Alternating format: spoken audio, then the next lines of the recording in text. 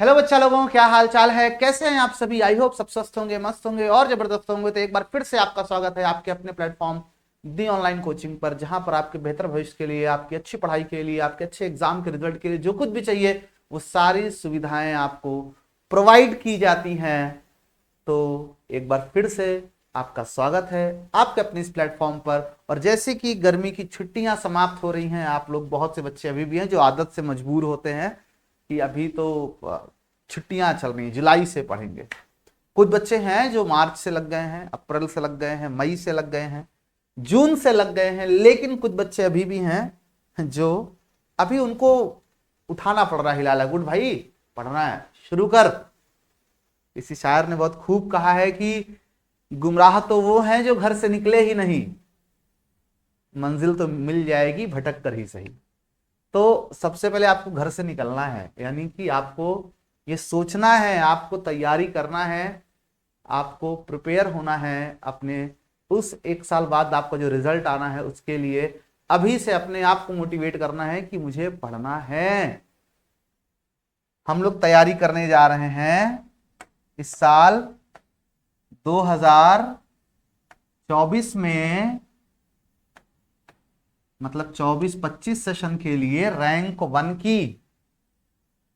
हर साल हमारा प्रयास रहता है, हर साल हम अपनी पूरी मेहनत करते हैं, हमारे बच्चे भी हमारे साथ जीतोड़ मेहनत करते हैं रैंक 1 के लिए। वो बात अलग है कि अनफॉर्चुनेटली हम हर बार रैंक 2 पे आके सिमट जाते हैं। रैंक 1 तो कहीं और कई और तरीकों से चला जाता है। खैर वो सारी बातें छोड़िए। लेकिन एक बार हमारे एक सर कहते थे कि अगर हवाई जहाज में उड़ने का सपना देखोगे तो मोटरसाइकिल तो जरूर होगी तुम्हारे पास, लेकिन अगर साइकिल से चलने का सपना देखोगे तो शायद पैर में चप्पल भी ना हो। बहुत से बच्चे कहते हैं सर हमको टॉप नहीं करना है, हमको अच्छा रिजल्ट लेकर के आना है। बेटा जब यहाँ पे जब जब इस चीज के लिए तैयारी करोगे ना तो रिजल्ट डेफिनेटली बहुत अच्छा आएगा ही आएगा। लेकिन जब आप यही सोचोगे कि मैं पास हो जाऊं तो शायद आपके पास होने में भी बहुत बड़ी समस्या आ जाएगी। तो इसलिए हमें तैयारी करनी है एकदम टॉप लेवल की, आसमान में उड़ने की तैयारी करनी है हमें। ठीक है, कोई बात नहीं, थोड़ा बहुत नीचे भी रह गए ना तो बहुत अच्छा रिजल्ट लेकर के आएंगे। ठीक है, लेकिन सबसे पहले आपके दिमाग में, आपके आंखों के सामने सोते जगते उठते बैठते एक ही लक्ष्य इस साल होना चाहिए कि हमें रैंक 1 लेकर के आना है। एक ही लक्ष्य तुम्हारा भी होना चाहिए, एक ही लक्ष्य इस प्लेटफॉर्म का भी है आपके लिए। पूरे डेडिकेशन के साथ हम लोग साल भर आपके साथ उसी तरह से मेहनत करते हैं जैसे कि आप लोग मेहनत करते हो अपनी इस रैंक 1 के सपने के लिए। वैसे ही हम भी हर वो कंटेंट आपको प्रोवाइड कराते हैं जिसकी आपको आवश्यकता है। ठीक है, सबसे पहले अपना लक्ष्य निर्धारित करिए। रैंक 1 का रोड मैप आज हम बनाने आए। कैसे आपको रैंक 1 मिलेगी, क्या चीजें आपको करनी है साल भर की आपको रैंक 1 मिले, क्योंकि इतना आसान सफर नहीं होने वाला है, ये तो आप सबको पता है। लेकिन इतना कठिन भी नहीं है, जो भी मुश्किलें आएंगी उसके लिए हम हैं। आज मैं आपको बताने वाला हूं कि आपको थ्रू आउट द ईयर करना क्या है, कैसे करना है।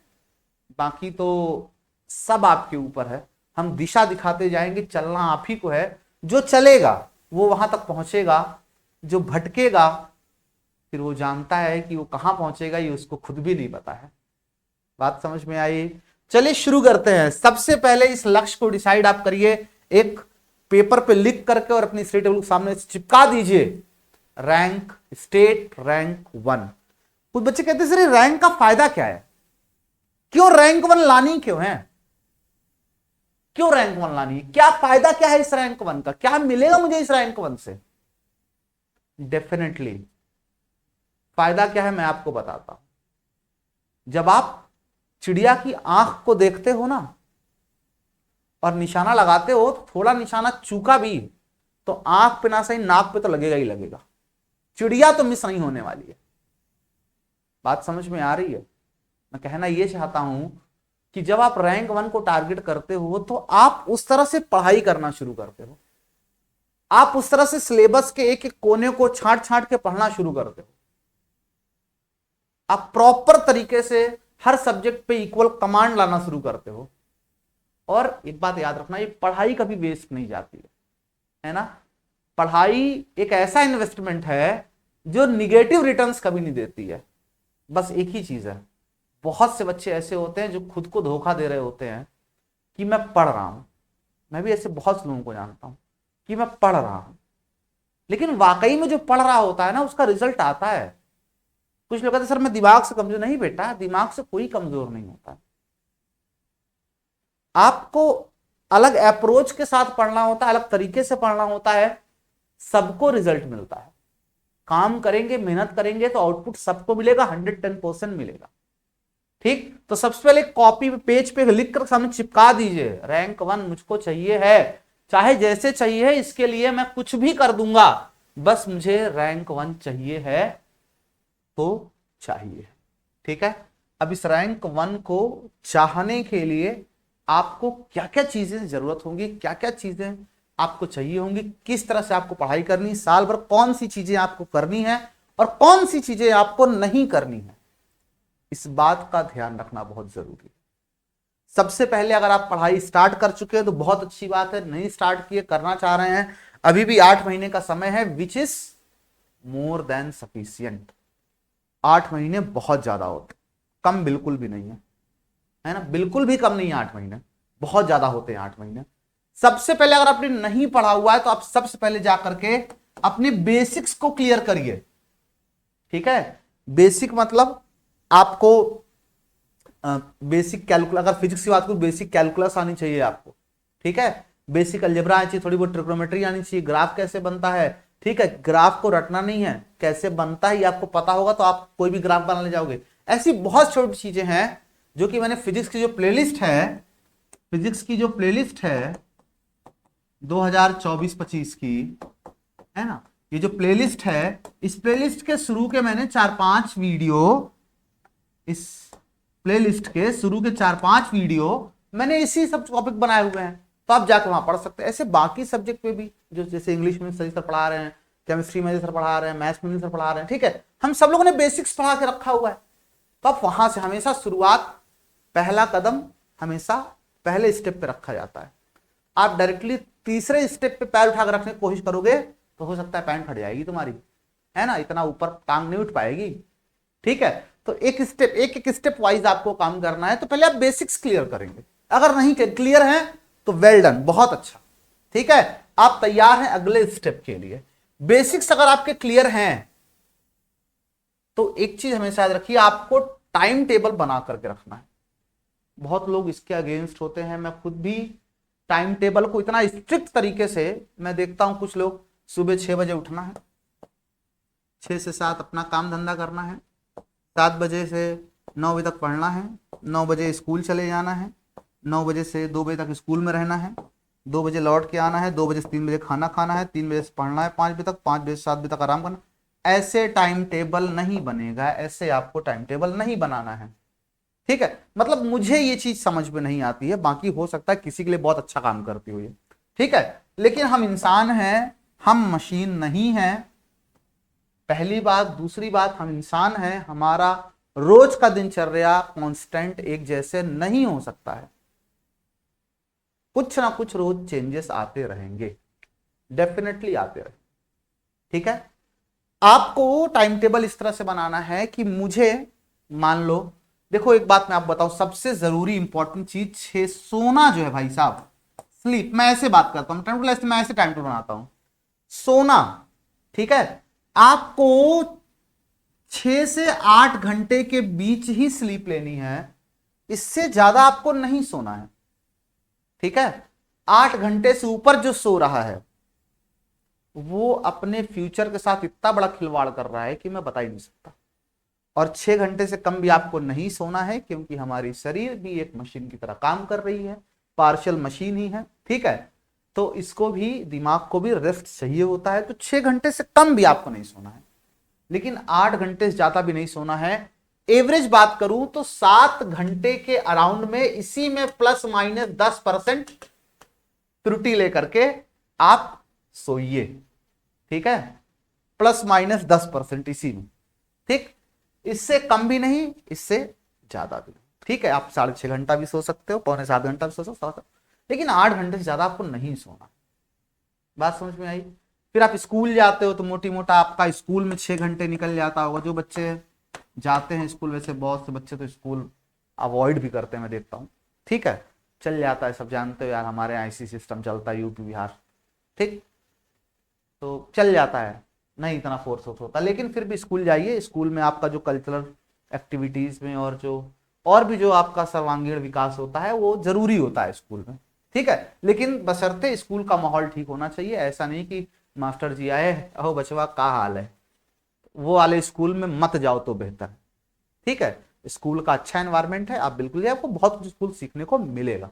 मैं स्कूल के अगेंस्ट नहीं हूं, मैं उन स्कूलों के अगेंस्ट हूं जहां पर मास्टर जी ऐसे आके बैठे रहते हैं, कुछ अपनी कहानी सुनाते हैं, कुछ तुम्हारी कहानी सुनते हैं, बस टाइम पास चल, तुम्हारा भी समय खराब करते हैं, और उनका खैर समय क्या ही है, जीवन में खत्म हो चुका उनका, इसीलिए करते हैं सब हरकतें।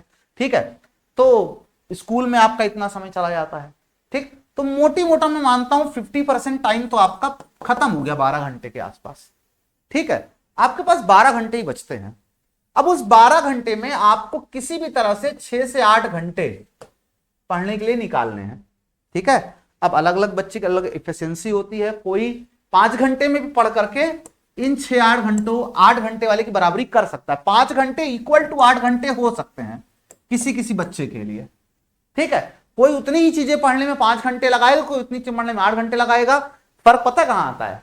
फर्क यहां आता है कि जो बचपन से रेगुलरली पढ़ता चला आ रहा है वो 5 घंटे में कर ले जाएगा वो चीजें, लेकिन जिसने लापरवाही की है उसको वही चीजें समझने में 8 घंटे लगेगी। है ना? मैं आपको एग्जाम्पल समझाता हूं। जैसे जब हम 12th में होते हैं तो हमें कक्षा 9 की चीज आसान लगती है, जबकि हम वो पढ़ नहीं रहे होते हैं, लेकिन अगर कोई वो चीज मुझे बताए मैं तुरंत समझ जाऊंगा। जब हम 10th में होते हैं तो हमें 6 वाली चीज आसान लगती है, कोई बता दे आके ऐसे ऐसे होगा तो हम तुरंत समझ जाएंगे। होता है ऐसा क्यों? हमारा बौद्धिक विकास होता रहता है जैसे जैसे हम पढ़ते चले जाते हैं, तो हमें पुरानी चीजें आसान लगती है कि हमारा दिमाग बड़ा हो चुका है एज में। ठीक है, उसी तरह से जिसने जितना ज्यादा पढ़ा है, दिमाग च्युइंगम जिसने इतना खींचा उसका उतना बढ़ा है। ठीक है, जिसने इस्तेमाल नहीं किया उसका भी उतना डेवलप नहीं हुआ है। तो इसीलिए कोई बच्चा 5 घंटे वही काम कर सकता है, किसी बच्चे को वही काम करने में 8 घंटे लग सकती है। ठीक है, अब इन 6 से 8 घंटों को आपको जो पढ़ाई के लिए आप निकाल रहे हो, इस 6 से 8 घंटे को आप अलग अलग तरीके से मैनेज करिए। ठीक है, आप इसके लिए मैं बहुत अच्छा सजेशन दूंगा, बहुत ब्रिलियंट सजेशन में दूंगा आपको।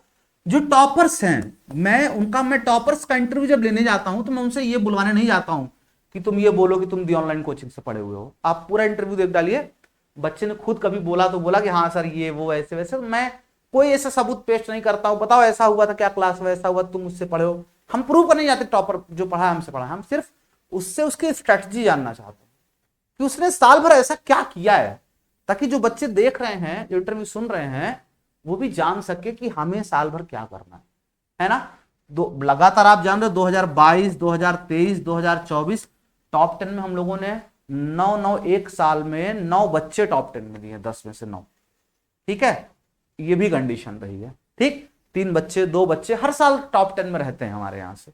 ठीक है, आप पिछला रिजल्ट बच्चों को पॉडकास्ट पढ़ा हुआ है, उनके इंटरव्यू पढ़े, आप देखो जरूर देखिए। मतलब ये टॉपर्स इंटरव्यू मस्ट वॉच है। आपको जितनी बातें मैं आज बताऊंगा ना, मैं कलेक्शन निचोड़ करके बता रहा हूं, हर बच्चे ने ये बातें मुझे बताई हैं, क्योंकि मैं खुद कभी टॉपर रहा नहीं हूं। ठीक है, तो मैं एक्चुअली थोड़ी जान सकता हूं कि कैसे टॉप करना है, फैक्ट बात करता हूं। ठीक है, बहुत एवरेज टाइप का स्टूडेंट रहा हूं, मतलब ना मुझे बहुत ज्यादा, ईमानदारी बताऊं, इसीलिए कभी टॉपर नहीं रह पाया। मुझे लिखना बिल्कुल पसंद नहीं था, मैं नोट्स नहीं बनाता था, मेरी प्रॉब्लम जो थी। ठीक है, तो ऐसी कई समस्याएं मेरे साथ थी जिसकी वजह से मैं कभी उतना अच्छा स्कोर नहीं करता था। 60 से 70 के बीच में मेरा स्कोर रहा है। हमारे टाइम में अच्छा स्कोर माना जाता था, लेकिन बहुत ज्यादा अच्छा कभी मैंने स्कोर नहीं किया है। ठीक है, लेकिन जब इनसे बात करता हूं तो मैंने क्या क्या गलती की अपनी पढ़ाई के समय, क्योंकि ये बच्चे वो गलतियां नहीं कर रहे हैं, बहुत बेहतरीन तरीके से पढ़ाई की है इन्होंने। मतलब मैंने इनका 50% नहीं पढ़ा, मुझे ऐसा लगता है जब मैं पढ़ा करता था तो। ठीक, बट उसके बाद जैसे जैसे मैं आगे पढ़ता गया, फिजिक्स आती गई मुझे। ठीक है, वो अपनी जगह है सारी चीजें, ईमानदारी से बात करता हूँ, फर्जी नहीं फेंकता मैं कि मैं बहुत विद्वान आदमी था अपने टाइम में। ठीक है, तो ये मस्ट वॉच है, जरूर देखिए, आपको इससे बहुत कुछ सीखने को मिलेगा। ठीक है, तो आपको टाइम टेबल बना करके चलना है। कैसे बनाना है वो आप इनके इंटरव्यूज में देखिए, आपको ये मुझसे बहुत बेहतर बता देंगे कैसे बनाना है। ठीक है, आप योगेश का इंटरव्यू देखिए, ठीक है, आप आंचल का इंटरव्यू देखिए, आप आदित्य का इंटरव्यू देखिए, ठीक है, आप देखिए इन सबका इंटरव्यू, आपको पता चलेगा कि कैसे आखिर आपको आगे के लिए पढ़ाई करनी है। ठीक है, बहुत बहुत बेहतरीन तरीके से आपको पता चलेगा। ठीक, फिर थ्योरी और डेरिवेशन और न्यूमेरिकल, ये याद रखिए आपको इन तीनों पर फोकस करना है। कुछ बच्चे सोचते हैं कि मैं केवल थ्योरी बहुत अच्छा पढ़ लूंगा या मैं न्यूमेरिकल बहुत अच्छा कर लूंगा, मैं डेरिवेशन अच्छा कर लूंगा। नहीं भैया, और जो पेपर बन रहा है फिजिक्स का पिछले 2 सालों से, जो दुनिया में हल्ला मच रहा है, बहुत कठिन था, बहुत कठिन था, बहुत कठिन था, क्यों मच रहा है पता है? वो 4 तो डेरिवेशन रटवा देते हैं।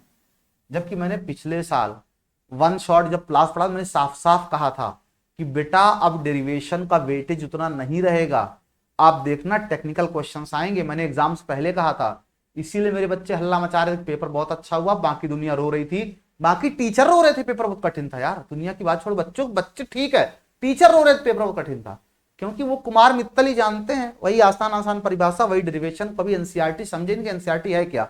उनको लगता है एनसीईआरटी का मतलब होता है पीछे के एनसीईआरटी वाले 12 क्वेश्चन वो एनसीईआरटी है, क्योंकि उनको बाकी थ्योरी चैप्टर समझ में आता नहीं क्या लिखा हुआ है। एनसीईआरटी वो नहीं, आप एनसीईआरटी को आप समझ नहीं पाओगे, एनसीईआरटी का मतलब क्या होता है। एनसीईआरटी पैटर्न हाँ वही सब तो है, अलग क्या है? जो एनसीईआरटी में वही कुमार एकदम लिखा हुआ है, सब सही तो है, आप एनसीईआरटी को भी समझ नहीं पाओगे, एनसीईआरटी का मीनिंग क्या होता है। प्रॉब्लम सारी यहां पे है। ठीक है, आपको थ्योरी, डेरिवेशन, न्यूमेरिकल सब पे इक्वल फोकस करके चलना है। और न्यूमेरिकल लगाने के लिए सबसे ज्यादा इंपॉर्टेंट होता है थ्योरी और डेरिवेशन को समझना। भले डेरिवेशन एग्जाम में इतने ज्यादा नहीं आ रहे हैं, लेकिन फिर भी डेरिवेशन को आप जितना अच्छे समझ कर रखोगे उतनी ही अच्छी आपके न्यूमेरिकल्स पे कमांड बनेंगे। इस बात को याद रखिए। डेरिवेशन कराए जाते हैं, हम लोग जेई का बैच पढ़े ही हैं, जेई के लिए पढ़ाए भी हैं। जब पढ़ा करते थे जेई के लिए, उस समय भी सर हमको डेरिवेशन कराया करते थे क्लास में, जबकि वहां ऑब्जेक्टिव क्वेश्चन आता है। ठीक है, आज भी आप जेई के लिए जो भी पढ़ा रहे हैं, हम भी जब पढ़ाते थे तो डेरिवेशन कराते थे बच्चों को, जबकि वहां डेरिवेशन नहीं आना एग्जाम में। क्यों कराते थे? क्या रीजन था इसके पीछे? क्योंकि डेरिवेशन ही आपको समझाता है कि आपको न्यूमेरिकल के लिए अप्रोच कैसे करना है। बात समझ में आ रही है? ठीक है, तो आपको सबको इक्वल वेटेज देके चलना है, कोई भी चीज आपको सेकेंडरी मान के नहीं चलना, ये बात हमेशा याद रखिएगा।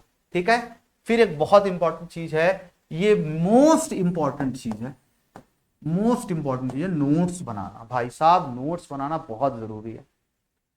जो बच्चा नोट्स बनाता है ना, उसकी जो पढ़ाई होती है वो 20% एक्स्ट्रा चलती है, जो केवल बिना नोट्स बनाए पढ़ता है। इसका क्या, 20 से 50% तक समझ लो।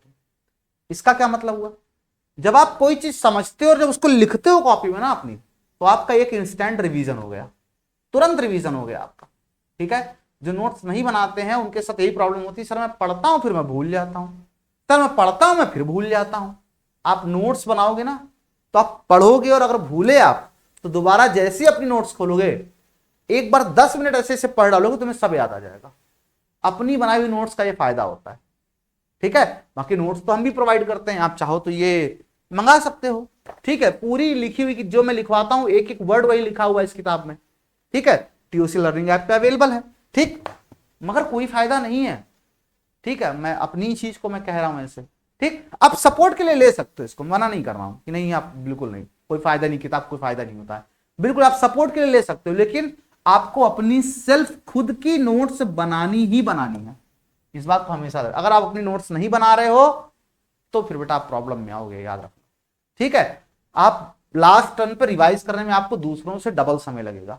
अपनी नोट्स पढ़ने में, अगर अपनी नोट्स में रिवीजन करने में तुम्हें किसी 5 मिनट लग रहा है, तो दूसरे की नोट्स से, किताब से वही टॉपिक रिवीजन में तुम्हें 15 मिनट लगेगा।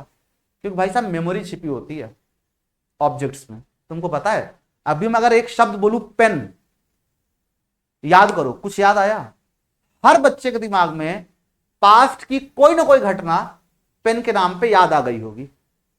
प्रैक्टिकल बता रहा हूं, पेन बोलते ही तुम्हारे दिमाग में पास्ट की कोई ना कोई घटना तुम्हें याद आई होगी, और वो घटना तुम्हारे जहन में कभी रही भी नहीं होगी, रैंडम याद आ गई होगी, अचानक से याद आ गई होगी कि हाँ यार ऐसा एक बार हुआ था पेन के साथ, तो है ना। सोचो इस एक शब्द में कितनी बड़ी मेमोरी छिपी हुई है। तो फिर उस ऑब्जेक्ट में कितनी मेमोरीज होती, कोई बहुत दिन बाद तुम कोई चीज देखो तो तुम्हें मतलब वो चीजें याद आ जाती हैं, पुरानी घटनाएं तुम्हारे साथ क्या क्या हुई हैं। ठीक है, ऐसे ही नोट्स होती है। जो तुम अपनी नोट्स देखते हो ना, तो 10% नोट्स को देखने पर रिवीजन हो जाता है बिना पढ़े। तुम्हें मेरी बात हो सकता है कुछ बच्चों को मजाक लग रही हो, ये फैक्ट है, प्रूवन फैक्ट है ये। केवल नोट्स को अपनी देखते ही 10% रिवीजन हो जाता है हमारा, 20%। पढ़ने के बाद तो बात अपनी जगह है। ठीक है, तो ऑब्जेक्ट्स में नोट्स वगैरह में मेमोरी होती है, ये बात हमेशा याद रखना। ठीक, फिर दूसरी चीज बेटा, बैकलॉग कभी मत लगने देना, ये तुम्हारे लिए बहुत बड़ा सरदर्द है। बैकलॉग क्या होता है सर, कुछ बच्चे शायद समझ ना पाए बैकलॉग क्या होता है। मैं पढ़ा रहा हूं तीसरा चैप्टर, तुम अटके हो, अभी पहले चैप्टर कंप्लीट नहीं होता, तीसरा पढ़ने चले आए तुम। ठीक है, नहीं, बैकलॉग्स को छोड़ के ही नहीं रखना बिल्कुल। ठीक है, साथ में पूरा उसको कवर करते चलना है। किसी कारण नानी के यहां घूमने चले गए, कोई बीमार हो गया है, घर में कोई काम पड़ गया है, खुद बीमार हो गए हो, टॉपिक्स छूट गए हैं, कोई दिक्कत नहीं है। ठीक है, आप पहले उसको लेक्चर से कवर करो, और कवर करने के बाद फिर लाइव क्लासेस ज्वाइन करो और फिर पढ़ने के लिए आओ। ठीक है, ये बहुत ज्यादा इंपॉर्टेंट है। ठीक, 11th बच्चे 12th बच्चे सबके लिए इंपॉर्टेंट, सबके लिए बता रहा हूं। ठीक है, बैकलॉग्स नहीं छोड़ के रखना, आपको बैकलॉग्स लेके चलना है, आपको साथ में कवर करते चलना है। ठीक है, अंतिम के लिए बाद में पढ़ लेंगे नहीं, क्योंकि पिछला चैप्टर से ही संबंधित अगला चैप्टर होता है भाई। बिना आवेश पढ़े तुम विभव नहीं पढ़ पाओगे, बिना विभव पढ़े तुम विद्युत धारा नहीं पढ़ पाओगे, विभवांतर नहीं पढ़ पाओगे, कैसे पढ़ोगे। ठीक है, तो सब सीक्वेंस में है, तो आपको सब साथ में पढ़ते हुए चलना है, छोड़ना नहीं है कोई चीज, याद रखिएगा। ठीक है, और बैकलॉग्स के बाद सेकेंड चीज है रिवीजन।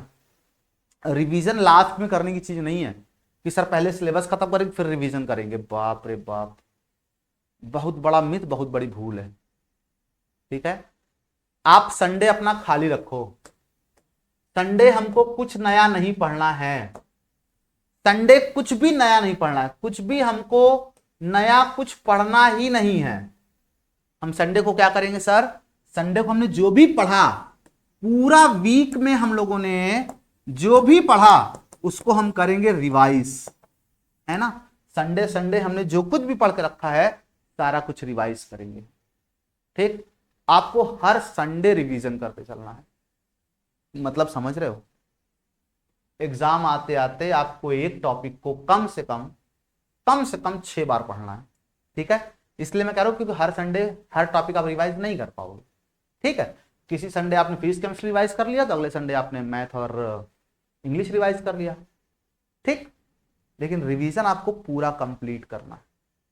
ठीक है, बहुत इंपॉर्टेंट बातें बता रहा हूं आपको, एकदम यही करना है तुमको, इधर भटकना ही नहीं है, यही करना है बस, अगर अच्छा रिजल्ट लेकर के आना है तो। बात समझ में आई। इसके बाद टेस्ट, मतलब एक नेट में खूब प्रैक्टिस। अभी देखो, अभी वर्ल्ड कप चल रहा है अभी। ठीक है, तो वर्ल्ड कप में कुछ प्लेयर्स गए हैं, ठीक है, जो आईपीएल में बहुत धुआंधार परफॉर्म कर रहे थे। आईपीएल नेट प्रैक्टिस है, पता है तुमको, वो नेट प्रैक्टिस है, या नेट पे खड़े हो, खेल रहे हो, मार रहे हो, उधर मार रहे हो, कोई प्रेशर ही नहीं है ना, कोई दबाव ही नहीं है। बोल्ड हो जाएंगे फिर वो फेंकने आएगा, उसमें कौन सा आउट होना, तो नेट प्रैक्टिस चल रहा है। ठीक है, लेकिन जब आप टीम के लिए खेलने जाते हो इंटरनेशनल, तो जो प्रेशर होता है ना, वो असली औकात दिखाता है कि तुम कितने बड़े प्लेयर हो। ठीक है, पता हर किसी को होता है कि ऑफ साइड बॉल आएगी तो ऐसे कट करना है, इधर आएगी तो ऐसे हुक शॉट खेलना है, सबको पता होता है। लेकिन वो जो आधे सेकंड का समय होता है बॉल छूटने से और बल्ला घुमाने के बीच में, उस समय में जिसने डिसीजन ले लिया, ठीक है, उसी का गेम होता है ना। उसी आधे सेकंड में वो कौन ले पाता है, जिसने खूब प्रैक्टिस की होती है नेट पे। ठीक है, तो टेस्ट आपकी नेट प्रैक्टिस है। ठीक, एग्जाम में वही परफॉर्म कर पाएगा जो टेस्ट में अच्छा रिजल्ट लेकर के आएगा। जब भी आप कोई चैप्टर खत्म करो, आपको उस चैप्टर का टेस्ट जरूर देना है।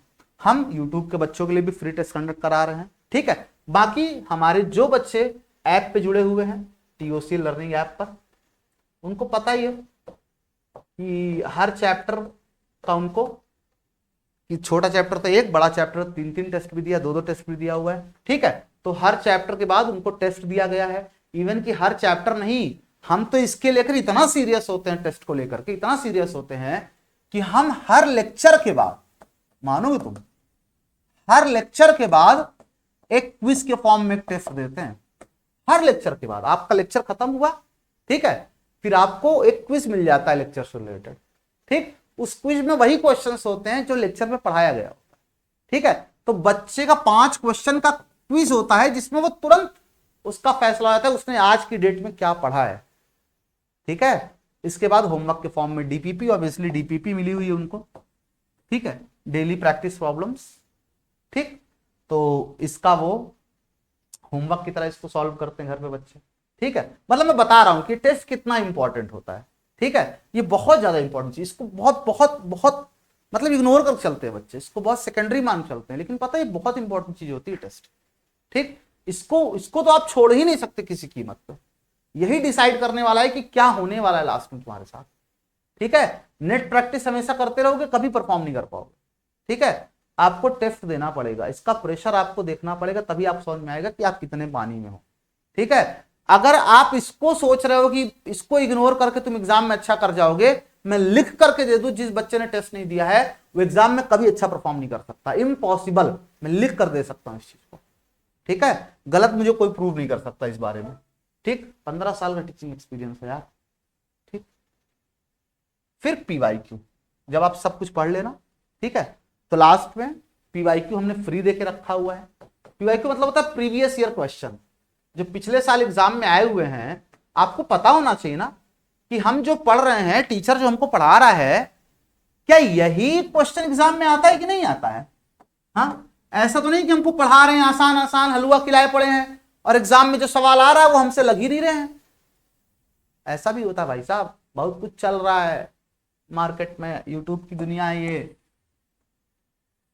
तुमको ऐसा हल्का हल्का पढ़ाया जाता है, उनको लगता है वाह क्या पढ़ाते हैं भाई साहब, सर मजा ही आ जाता है पढ़ाते हैं तो एग्जाम का क्वेश्चन आता है बहुत कठिन था, सब रोना शुरू कर देते हैं, ठीक। क्यों? आपको पता ही नहीं होता ना एग्जाम में क्या आ रहा है, आप हलवा हलवा पढ़े रहते हो, हल्का हल्का खुश रहते हो, सब समझ में आ रहा है। अरे समझ में आ रहा है, कागुलर चाटोगे उसको, क्या करोगे उसको, समझ बहुत ज्यादा आ गया तो अल्टीमेट तुम्हें एग्जाम में लिख के आना है ना, वो तुमसे हो ही नहीं रहा है, तो क्या मतलब है? तो प्रीवियस ईयर क्वेश्चन से तुम्हें आइडिया लगता है कि एग्जाम में क्या आने वाला है ना, बहुत इंपॉर्टेंट है, ठीक है, बहुत ज्यादा जरूरी है इसको, ठीक। ऐप पर भी फ्री है और टेलीग्राम पर भी हमने इसको डाल करके रखा हुआ है, ठीक है। दी ऑनलाइन कोचिंग के नाम से टेलीग्राम चैनल है, आप वो भी ज्वाइन कर सकते हो, वहां पर भी आपको मिल जाएगा फ्री ऑफ कॉस्ट में, ठीक है। नोट्स आपके लिए जो ये बुक मैंने आपको दिखाई, ये पूरी पूरी नोट्स हम लोगों ने फ्री देके रखी हुई है, ठीक। और ये सब करने के बाद आपको क्या मिलने वाला है पता है? आपको मिलने वाली रैंक 1, ठीक। और इस बार देखो मैं हर बार मैं चूक जाता हूं, सेकंड रैंक पता नहीं क्या है, सेकंड रैंक थर्ड रैंक, ठीक है, ये फर्स्ट रह जा रही है हर बार, एक टीस है दिल में यार, बस ये हो जाता ना तो मतलब शांति से फिर मैं, ठीक है। तो ये चाहिए मेरे को, ठीक है। अब मैं चाहता हूं ये मेरा बच्चा लेकर के आए एक बार, और तुम्ही में से कोई लेकर के आएगा, कोई नया तो आएगा नहीं अलग से, ठीक है। कि कहीं से एग्जाम आने रिजल्ट आने के बाद इतना पैसा भी नहीं मेरे पास यार कि मैं जाके कहीं आओ चलो 1 लाख दूंगा तो वो सब चीजें तो मेरे से होगी भी नहीं यार, और कर भी नहीं सकता मैं, दोनों समस्याएं हैं। तो ये आपको लेकर के आना है, तो इतनी चीजें आपको फॉलो करनी पड़ेंगी, ठीक है। 110%, इससे कम कुछ नहीं चलेगा, इतना आपको करना पड़ेगा। अब आप कहोगे सर बहुत समस्या है मेरे पास सर, मैं तो सर इतना परेशान रहता हूं कुछ पूछिए मत सर, पूरी दुनिया का बोझ, पूरे संसार का बोझ मेरे ऊपर ही है, मेरे को टाइम ही नहीं मिल पाता सर। तो ये सब बहानेबाजी, ठीक है। टाइम आपको निकालना पड़ेगा, आप कैसे निकालते हो ये आपके ऊपर डिपेंड करता है, ठीक है। स्वर्ग जाना है तो मरना तो पड़ेगा, मतलब समझ रहे हो, मतलब उनको मरने को नहीं कह रहा हूं मैं, रैंक 1 ले आनी है इतनी मेहनत तो करनी पड़ेगी, ठीक। कैसे करनी है, समय कैसे निकालना है, ये तुम्हारे ऊपर है, और मैं टाइम टाइम पे वीडियो ले आता रहूंगा, मैं भी बताऊंगा समय कैसे निकालना है, ठीक है। मैं भी बताऊंगा कि तनाव कैसे दूर करना है, मैं भी बताऊंगा टाइम टेबल कैसे बनाना है, ठीक है। ये एक छोटा सा वीडियो था जिसमें मैं पूरी कहानी बताना चाहता था, अभी मैं बहुत छोटे टॉपिक्स पे आपको वीडियोस लाता रहूंगा, ठीक है। और आई होप ये काफी हेल्पफुल रहा होगा, आप कमेंट करके जरूर मुझे बताइएगा, ठीक है, कि इसमें से क्या सारी चीजें आपको पहले से पता थी, या आपको वाकई एक रोड मैप मिला है कि हाँ मुझे कौन से रास्ते पे, कि रोड मैप मतलब कि कौन से रास्ते पे चलना है कि रैंक 1 तक मैं पहुंच जाऊं, वो मैंने पूरा तैयार करके आपको दे दिया। ठीक है, तो चलिए फिर मिलते हैं क्लासेस में, तब तक के लिए सभी को बाय बाय। एंड इस नए सेशन के लिए आप सभी को ऑल द बेस्ट। अभी तक जो तैयार नहीं किया था, शुरू नहीं किया था, वो अब मान लो कि मेरी शुरुआत हो चुकी है।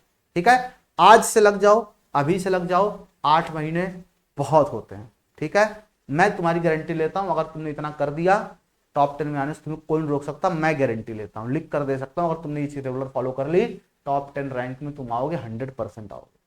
ठीक है, चलिए फिर मिलते हैं क्लास में, तब तक bye bye and good night.